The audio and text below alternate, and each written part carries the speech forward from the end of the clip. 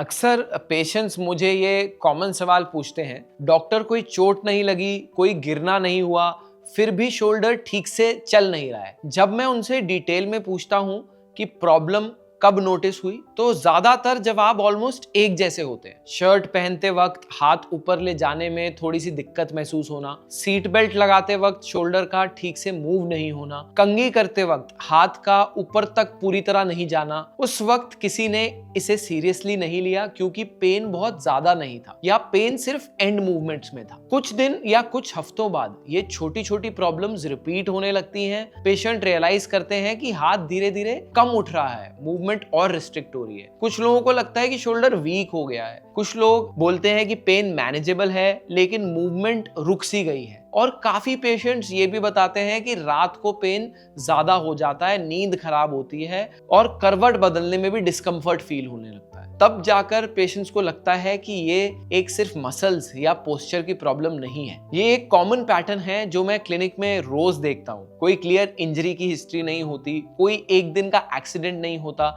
लेकिन फिर भी शोल्डर ग्रेजुअली जमता जा रहा होता है। जब पेशेंट थोड़े परेशान होकर पूछते हैं, डॉक्टर ये क्या हो रहा है, यहीं से फ्रोजन शोल्डर की बात शुरू होती है। नमस्ते, मेरा नाम डॉक्टर पुलक वातस्या है। मैं एक ऑर्थोपेडिक और जॉइंट रिप्लेसमेंट सर्जन हूँ। फ्रोजन शोल्डर या एडेसिव कैप्सुलाइटिस एक ऐसी कंडीशन है जो स्लोली डेवलप होती है और बिना वार्निंग के डेली रूटीन रिस्ट्रिक्ट करना शुरू कर देती है। इसमें सिर्फ पेन का इशू नहीं होता बल्कि मूवमेंट्स का लॉस भी हो जाता है, जो पेशेंट्स के लिए ज्यादा कंफ्यूजिंग और फ्रस्ट्रेटिंग होता है। इसीलिए इस कंडीशन को समझना और सही तरीके से अप्रोच करना बहुत जरूरी है। फ्रोजन शोल्डर को समझने से पहले शोल्डर जॉइंट का मैकेनिज्म को समझना बहुत जरूरी है। शोल्डर एक बॉल एंड सॉकेट जॉइंट होता है। बॉल मतलब ऊपर आर्म बोन का राउंड सा हिस्सा, और सॉकेट मतलब शोल्डर ब्लेड का वो पार्ट जिसमें ये बॉल फिट होती है। इसी डिजाइन की वजह से शोल्डर हमारी बॉडी का सबसे ज्यादा मूव करने वाला जॉइंट होता है। हम हाथ ऊपर ले जा सकते हैं, पीछे ले जा सकते हैं, साइड में घुमा सकते हैं, और डेली लाइफ के ऑलमोस्ट सारे काम इसी मूवमेंट पर डिपेंड करते हैं। इस जॉइंट के चारों तरफ एक सॉफ्ट सी कवरिंग होती है जिसे कैप्सूल कहते हैं। आप इस कैप्सूल को एक फ्लेक्सिबल जैकेट या कवर की तरह समझ सकते हैं। ये जैकेट जॉइंट को प्रोटेक्ट भी करती है और मूवमेंट के लिए जरूरी सपोर्ट भी देती है। नॉर्मल कंडीशन में ये कैप्सूल सॉफ्ट होता है, थोड़ा स्ट्रेचेबल होता है और जॉइंट के साथ इजीली मूव करता है, जिसकी वजह से शोल्डर में इतनी ज्यादा रेंज ऑफ मोशन होता है। फ्रोजन शोल्डर में इशू मसल्स या बोन्स का नहीं होता, ये बात समझना बहुत ही जरूरी है। एक्चुअली प्रॉब्लम इस कैप्सूल की परत में होती है। धीरे धीरे कैप्सूल के अंदर इन्फ्लेमेशन डेवलप होते रहते हैं। शुरू में ये इतनी नोटिसेबल नहीं होती, इसलिए पेशेंट को सिर्फ हल्का पेन या स्टिफनेस फील होता है। जैसे जैसे टाइम जाते जाता है, कैप्सूल थोड़ा थिक होने लगता है, मोटा होने लगता है और टाइट होता जाता है। जैसे गीला कपड़ा सूखने के बाद पहले जैसा सॉफ्ट नहीं रहता बल्कि थोड़ा सख्त हो जाता है, वैसे ही ये कैप्सूल भी अपनी फ्लेक्सिबिलिटी लूज कर देता है। जब जॉइंट कैप्सूल टाइट हो जाता है तो जॉइंट के अंदर की मूवमेंट्स रिस्ट्रिक्ट होने लगती है। इसकी वजह से हाथ ऊपर ले जाना, पीछे ले जाना या घुमाना धीरे धीरे मुश्किल होने लगता है। इसीलिए फ्रोजन शोल्डर को सिर्फ मसाज या थोड़ी सी एक्सरसाइज से तुरंत ठीक करना मुश्किल होता है। जब तक हम ये नहीं समझते कि असली प्रॉब्लम कैप्सूल के अंदर है, तब तक ट्रीटमेंट इनकम्प्लीट रहता है। सही अप्रोच के बिना स्टिफनेस और पेन दोनों लंबे टाइम तक रह सकते हैं, और जब कंडीशन को सही तरीके से समझा जाता है तभी ट्रीटमेंट भी लॉजिकली प्लान किया जा सकता है। यहाँ पर एक और इम्पॉर्टेंट पॉइंट समझना जरूरी है। फ्रोजन शोल्डर पेशेंट्स के लिए इतना कंफ्यूजिंग इसलिए होता है क्योंकि इसकी शुरुआत क्लियर नहीं होती।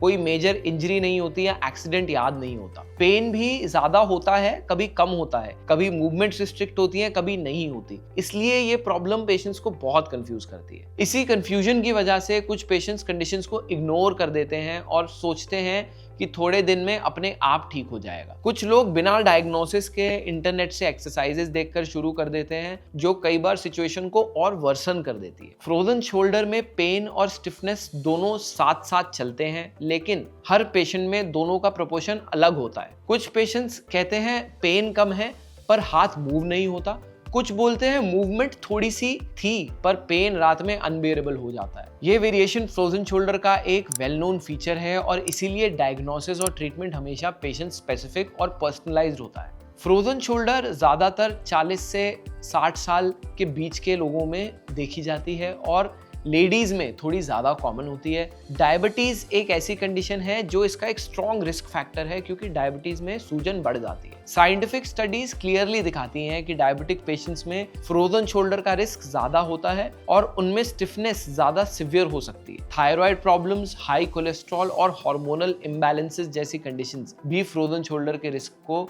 बढ़ा देती है। कभी कभी फ्रोजन शोल्डर सर्जरी, फ्रैक्चर या लंबे समय तक शोल्डर को बिल्कुल ना हिलाने की वजह से डेवलप हो जाता है। जब शोल्डर को लंबे टाइम तक मूव नहीं किया जाता, कैप्सूल धीरे धीरे स्टिफ हो जाता है या टाइट हो जाता है। इसीलिए इंजरी के बाद गाइडेड मूवमेंट और फिजियोथेरेपी का रोल बहुत ज्यादा इंपॉर्टेंट है। फ्रोजन शोल्डर को रोटेटर कफ टियर या अर्थराइटिस से अलग पहचानना भी जरूरी है। रोटेटर कफ टियर या मांसपेशी के फटने से पेशेंट खुद से हाथ नहीं उठा पाता, लेकिन डॉक्टर जब हाथ उठाकर चेक करता है तो मूवमेंट कंप्लीट होती है। फ्रोजन शोल्डर में एक्टिव और पैसिव दोनों मूवमेंट रिस्ट्रिक्टेड होती है। शोल्डर अर्थराइटिस में एक्सरे पर जॉइंट में चेंजेस दिखते हैं, जबकि फ्रोजन शोल्डर में एक्सरे बिल्कुल नॉर्मल होता है। इसीलिए डायग्नोसिस मेनली क्लिनिकली होता है, मतलब हिस्ट्री और पेशेंट को एग्जामिन करने पे हम डायग्नोसिस बनाते हैं। फ्रोजन शोल्डर एक दिन में डेवलप नहीं होता, ये धीरे धीरे बढ़ता है और इसकी डेवलपमेंट 3 स्टेजेस में होती है। पहले स्टेज को फ्रीजिंग स्टेज कहते हैं। इस स्टेज में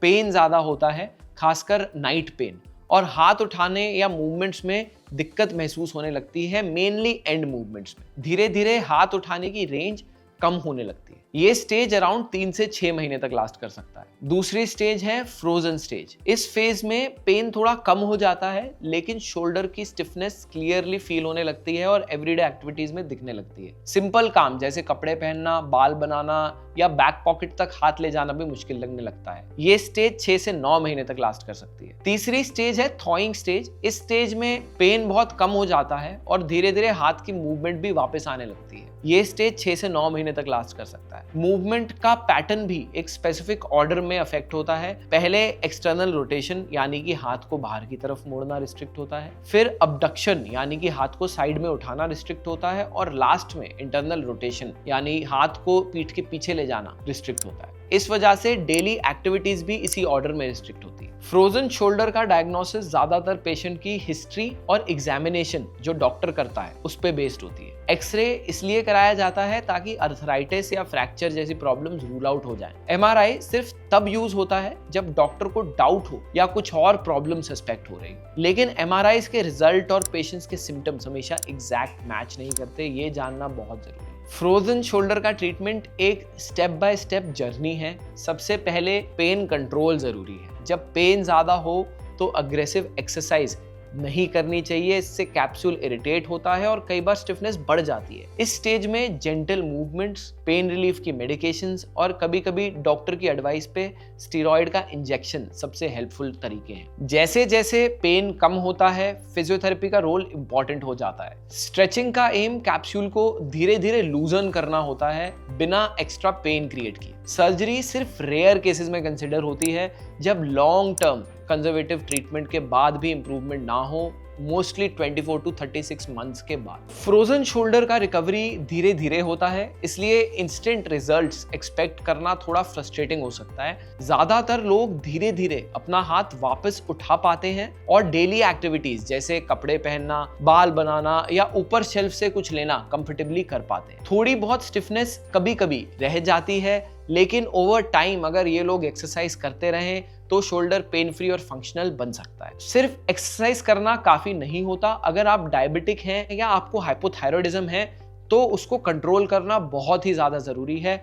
बॉडी को हाइड्रेटेड रखना और डेली थोड़ी बहुत मूवमेंट्स करना रिकवरी में बहुत मदद करती है। सही टाइम पे डॉक्टर की एडवाइस पे जॉइंट में इंजेक्शन लगवाना जिससे पेन कम हो ताकि आप जल्दी रिहैबिलिटेशन कर पाएं, एक बहुत ही इंपॉर्टेंट इंटरवेंशन होता है इफ इट इज नीडेड। ये दिखाता है कि फ्रोजन शोल्डर सिर्फ शोल्डर की प्रॉब्लम नहीं बल्कि बॉडी की ओवरऑल हीलिंग सिस्टम से ज्यादा जुड़ा हुआ है। फ्रोजन शोल्डर अनोइंग और फ्रस्ट्रेटिंग हो सकता है, लेकिन ये कोई परमानेंट प्रॉब्लम नहीं है। सही डायग्नोसिस और पर्सनलाइज्ड ट्रीटमेंट प्लान से ज्यादातर लोग अपनी नॉर्मल लाइफ एंजॉय कर पाते हैं। अगर आपको धीरे धीरे शोल्डर स्टिफ और पेनफुल लग रहा है या नाइट पेन हो रही है तो पैनिक करना या इंटरनेट से रैंडम एक्सरसाइजेस शुरू करने से पहले प्रॉपर ऑर्थोपेडिक चेकअप करना बहुत ही ज्यादा जरूरी है और एक्सपर्ट्स की गाइडेंस में अपना रिहैबिलिटेशन करना बहुत ही जरूरी है।